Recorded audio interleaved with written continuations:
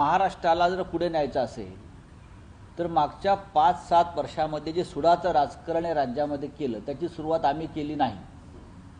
महाराष्ट्रात सुडाचं राजकारण करण्याची सुरुवात ही भारतीय जनता पक्षाकडून झाली। ईडी, सीबीआय, पोलीस यांचा वापर आम्ही कधीच केला नाही। विरोधकांशी आम्ही कायम प्रेमानं वागलो।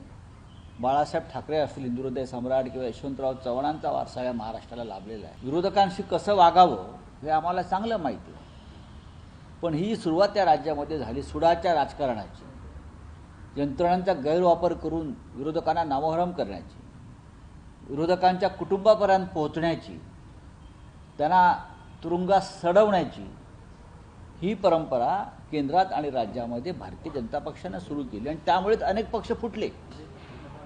त्याच दबावापोटी या राज्यातले, महाराष्ट्रातले अनेक महत्त्वाचे पक्ष फुटले आणि फोडण्यात आले।